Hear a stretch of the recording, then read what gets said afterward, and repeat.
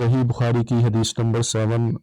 ہرقل شاہ روم نے ان کے پاس قریش کے قافلے میں ایک آدمی بلانے کو بھیجا، اور اس وقت یہ لوگ تجارت کے لیے ملک شام گئے ہوئے تھے، اور یہ وہ زمانہ تھا جب رسول اللہ صلی اللہ علیہ وسلم نے قریش اور ابو سفیان سے ایک وقتی عہد کیا ہوا تھا۔ جب ابو سفیان اور دوسرے لوگ ہرقل کے پاس الیلیہ پہنچے، جہاں ہرقل نے دربار طلب کیا تھا، اس کے گرد روم کے بڑے بڑے لوگ، علماء، وزراء اور امراء بیٹھے ہوئے تھے۔ ہرقل نے ان کو اور اپنے ترجمان کو بلایا، پھر ان سے پوچھا کہ تم میں سے کون شخص مدعی رسالت کا زیادہ قریبی عزیز ہے؟ ابو سفیان کہتے ہیں کہ میں بول اٹھا کہ میں اس کا سب سے زیادہ قریبی رشتہ دار ہوں۔ یہ سن کر ہرقل نے حکم دیا کہ اس کو، ابو سفیان کو میرے قریب لا کر بٹھاؤ، اور اس کے ساتھیوں کو اس کی پیٹھ کے پیچھے بٹھا دو۔ پھر اپنے ترجمان سے کہا کہ ان لوگوں سے کہہ دو، میں ابو سفیان سے اس شخص یعنی محمد صلی اللہ علیہ وسلم کے حالات پوچھتا ہوں۔ اگر یہ مجھ سے کسی بات میں جھوٹ بول دے تو تم اس کا جھوٹ ظاہر کر دینا۔ ابو سفیان کا قول ہے کہ اللہ کی قسم، اگر مجھے یہ غیرت نہ ہوتی کہ یہ لوگ مجھ کو جھٹلائیں گے تو میں آپ صلی اللہ علیہ وسلم کی نسبت ضرور غلط گوئی سے کام لیتا۔ خیر، پہلی بات جو ہرقل نے مجھ سے پوچھی وہ یہ کہ اس شخص کا خاندان تم لوگوں میں کیسا ہے؟ میں نے کہا وہ بڑے اونچے اعلیٰ نسب والے ہیں۔ کہنے لگا اس سے پہلے بھی کسی نے تم لوگوں میں ایسی بات کہی تھی؟ میں نے کہا نہیں۔ کہنے لگا اچھا، اس کے بڑوں میں کوئی بادشاہ ہوا ہے؟ میں نے کہا نہیں۔ پھر اس نے کہا بڑے لوگوں نے اس کی پیروی اختیار کی ہے یا کمزوروں نے؟ میں نے کہا نہیں، کمزوروں نے۔ پھر کہنے لگا اس کے تابعدار روز بروز بڑھتے جاتے ہیں یا کوئی ساتھی پھر بھی جاتا ہے؟ میں نے کہا نہیں۔ کہنے لگا کیا اپنے اس دعوی نبوت سے پہلے کبھی کسی بھی موقع پر اس نے جھوٹ بولا ہے؟ میں نے کہا نہیں۔ اور اب ہماری اس سے صلح کی ایک مقررہ مدت ٹھہری ہوئی ہے، معلوم نہیں وہ اس میں کیا کرنے والا ہے۔ ابو سفیان کہتے ہیں میں اس بات کے سوا اور کوئی جھوٹ اس گفتگو میں شامل نہ کر سکا۔ ہرقل نے کہا کیا تمہاری اس سے کبھی لڑائی بھی ہوتی ہے؟ میں نے کہا ہاں۔ بولا پھر تمہاری اس جنگ کا کیا حال ہوتا ہے؟ میں نے کہا لڑائی ڈویل کی طرح ہے، کبھی وہ ہم سے میدان جنگ جیت لیتے ہیں اور کبھی ہم ان سے جیت لیتے ہیں۔ ہرقل نے پوچھا وہ تمہیں کس بات کا حکم دیتا ہے؟ میں نے کہا وہ کہتا ہے صرف ایک اللہ ہی کی عبادت کرو، اس کا کسی کو شریک نہ بناؤ، اور اپنے باپ دادا کی شرک کی باتیں چھوڑ دو، اور ہمیں نماز پڑھنے، سچ بولنے، پرہیزگاری اور صلح رحمی کا حکم دیتا ہے۔ یہ سب سن کر پھر ہرقل نے اپنے ترجمان سے کہا کہ ابو سفیان سے کہہ دے کہ میں نے تم سے اس کا نسب پوچھا تھا، تم نے کہا وہ ہم سے اعلیٰ نسب ہے، اور پیغمبر اپنی قوم میں اعلیٰ نسب ہی بھیجے جایا کرتے ہیں۔ میں نے کہا میں نے تم سے پوچھا کہ دعوی نبوت کی یہ بات تمہارے اندر اس سے پہلے کسی اور نے بھی کہی تھی؟ تو تم نے جواب دیا کہ نہیں۔ تب میں نے اپنے دل میں کہا کہ اگر یہ بات اس سے پہلے کسی نے کہی ہوتی تو میں سمجھتا کہ اس شخص نے بھی اس بات کی تقلید کی ہے جو پہلے کہی جا چکی ہے۔ میں نے تم سے پوچھا کہ اس کے بڑوں میں کوئی بادشاہ بھی گزرا ہے؟ تم نے کہا نہیں۔ تو میں نے دل میں کہا ان کے بزرگوں میں سے اگر کوئی بادشاہ ہوا ہوگا تو کہہ دوں گا کہ وہ شخص اس بہانہ اپنے آباء و اجداد کی بادشاہت اور ان کا ملک دوبارہ حاصل کرنا چاہتا ہے۔ اور میں نے تم سے پوچھا کہ اس بات کے کہنے یعنی پیغمبری کا دعویٰ کرنے سے پہلے تم نے کبھی اس کو دروغ گوئی کا الزام لگایا ہے؟ تم نے کہا نہیں۔ تو میں نے سمجھ لیا کہ جو شخص آدمیوں کے ساتھ دروغ گوئی سے بچے وہ اللہ کے بارے میں کیسے جھوٹی بات کہہ سکتا ہے۔ اور میں نے تم سے پوچھا کہ بڑے لوگ اس کے پیرو ہوتے ہیں یا کمزور آدمی؟ تم نے کہا کمزوروں نے اس کی اتباع کی ہے۔ تو دراصل یہی لوگ پیغمبروں کے معتبین ہوتے ہیں۔ اور میں نے تم سے پوچھا کہ اس کے ساتھی بڑھ رہے ہیں یا کم ہو رہے ہیں؟ تم نے کہا وہ بڑھ رہے ہیں، اور ایمان کی کیفیت یہی ہوتی ہے حتیٰ کہ وہ کامل ہو جاتا ہے۔ اور میں نے تم سے پوچھا کہ آیا کوئی شخص اس کے دین سے ناخوش ہو کر مرتد بھی ہو جاتا ہے؟ تم نے کہا نہیں۔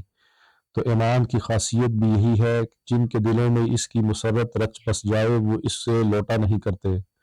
اور میں نے تم سے پوچھا آیا وہ کبھی عہد شکنی کرتے ہیں؟ تم نے کہا نہیں، پیغمبروں کا یہی حال ہوتا ہے، وہ عہد کی خلاف ورزی نہیں کرتے۔ اور میں نے تم سے پوچھا وہ تم سے کس چیز کے لیے کہتے ہیں؟ تم نے کہا وہ ہمیں حکم دیتے ہیں کہ اللہ کی عبادت کرو، اس کے ساتھ کسی کو شریک نہ ٹھہراؤ، اور تمہیں بتوں کی پرستش سے روکتے ہیں، سچ بولنے اور پرہیزگاری کا حکم دیتے ہیں۔ تم نے کہا وہ ہمیں حکم دیتے ہیں کہ اللہ کی عبادت کرو، اس کے ساتھ کسی کو شریک نہ ٹھہراؤ، اور تمہیں بتوں کی پرستش سے روکتے ہیں، سچ بولنے اور پرہیزگاری کا حکم دیتے ہیں۔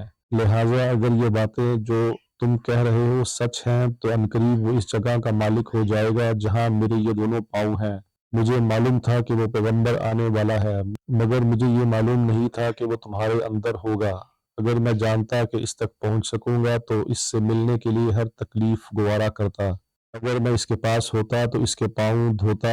ہرقل نے رسول اللہ صلی اللہ علیہ وسلم کا وہ خط منگایا جو آپ نے دحیہ کلبی رضی اللہ عنہ کے ذریعے حاکم بصرہ کے پاس بھیجا تھا، اور اس نے وہ ہرقل کے پاس بھیج دیا تھا۔ پھر اس کو پڑھا تو اس میں لکھا تھا، اللہ کے نام کے ساتھ جو نہایت مہربان اور رحم والا ہے۔ اللہ کے بندے اور اس کے پیغمبر محمد صلی اللہ علیہ وسلم کی طرف سے یہ خط شاہ روم کے لیے اس شخص پر سلام ہو جو ہدایت کی پیروی کرے۔ اس کے بعد میں آپ کے سامنے دعوت اسلام پیش کرتا ہوں۔ اگر آپ اسلام لے آئیں گے تو دین و دنیا میں سلامتی نصیب ہوگی، اللہ آپ کو دوہرا ثواب دے گا، اور آپ میری دعوت سے روگردانی کریں گے، آپ کی رعایا کا گناہ بھی آپ ہی پر ہوگا۔ اور اے اہل کتاب، ایک ایسی بات پر آ جاؤ جو ہمارے اور تمہارے دین میں یکساں ہے، وہ یہ کہ ہم اللہ کے سوا کسی کی عبادت نہ کریں اور کسی کو اس کا شریک نہ ٹھہرائیں، اور نہ ہم میں سے کوئی کسی کو اللہ کے سوا اپنا رب بنائے۔ پھر اگر وہ اہل کتاب اس بات سے منہ پھیر لیں تو مسلمانوں، تم ان سے کہہ دو کہ تم مانو یا نہ مانو، ہم تو ایک اللہ کے اطاعت گزار ہیں۔ ابو سفیان کہتے ہیں جب ہرقل نے جو کچھ کہنا تھا کہہ دیا اور خط پڑھ کر فارغ ہوا تو اس کے ارد گرد بہت شور و غوغا ہوا، بہت سی آوازیں اٹھیں اور ہمیں باہر نکال دیا گیا۔ تب میں نے اپنے ساتھیوں سے کہا، ابو کبشہ کے بیٹے، نبی کریم صلی اللہ علیہ وسلم کا معاملہ تو بہت بڑھ گیا ہے، دیکھو تو اس سے بنی اصفر روم کا بادشاہ بھی ڈرتا ہے۔ مجھے اس وقت اس بات کا یقین ہو گیا کہ نبی صلی اللہ علیہ وسلم عنقریب غالب ہو کر رہیں گے، حتیٰ کہ اللہ نے مجھے مسلمان کر دیا۔ راوی کا بیان ہے کہ ابن ناطور ایلیلیا کا حاکم ہرقل کا مصاحب اور شام کے نصارہ کا لاٹ پادری بیان کرتا ہے کہ ہرقل جب ایلیلیا آیا ایک دن صبح کو پریشان اٹھا تو اس کے درباریوں نے دریافت کیا کہ آج ہم آپ کی حالت بدلی ہوئی پاتے ہیں، کیا وجہ ہے؟ ابن ناطور کا بیان ہے کہ ہرقل نجومی تھا، علم نجوم میں وہ پوری مہارت رکھتا تھا۔ اس نے اپنے ہم نشینوں کو بتایا، میں نے آج رات ستاروں پر نظر ڈالی تو دیکھا کہ ختنہ کرنے والوں کا بادشاہ ہمارے ملک پر غالب آ گیا ہے۔ بھلا اس زمانے میں کون لوگ ختنہ کرتے ہیں؟ انہوں نے کہا، یہود کے سوا کوئی ختنہ نہیں کرتا، سو ان کی وجہ سے پریشان نہ ہو۔ سلطنت کے تمام شہروں میں یہ حکم لکھ دیجیے کہ وہاں جتنے یہودی ہوں سب قتل کر دیے جائیں۔ وہ لوگ انہی باتوں میں مشغول تھے کہ ہرقل کے پاس ایک آدمی لایا گیا جسے شاہ غسان نے بھیجا تھا۔ اس نے رسول اللہ صلی اللہ علیہ وسلم کے حالات بیان کیے۔ جب ہرقل نے سارے حالات سن لیے تو کہا، جا کر دیکھو ختنہ کیے ہوئے ہے یا نہیں۔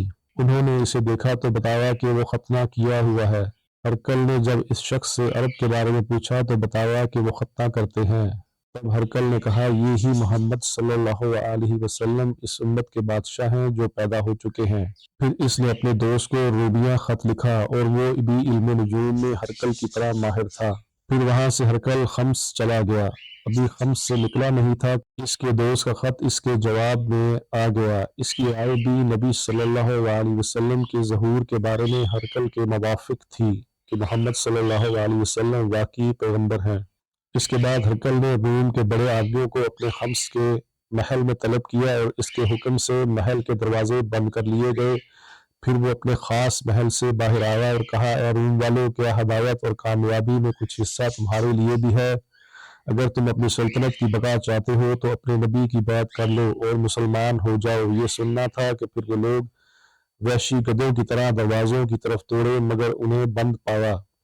آخر جب ہرقل نے اس بات سے ان کی یہ نفرت دیکھی اور ان کے ایمان لانے سے مایوس ہو گیا تو کہنے لگا کہ ان لوگوں کو میرے پاس لاؤ۔ جب وہ دوبارہ آئے تو اس نے کہا میں نے جو بات کہی تھی اس سے تمہاری دینی پختگی کی آزمائش مقصود تھی سو وہ میں نے دیکھ لی۔ تب یہ بات سن کر وہ سب کے سب اس کے سامنے سجدے میں گر پڑے اور اس سے خوش ہو گئے۔ بالآخر ہرقل کی آخری حالت یہی رہی۔ ابو عبداللہ کہتے ہیں کہ اس حدیث کو ثعلبہ بن کیسان، یونس اور محمد نے بھی زہری سے روایت کیا ہے۔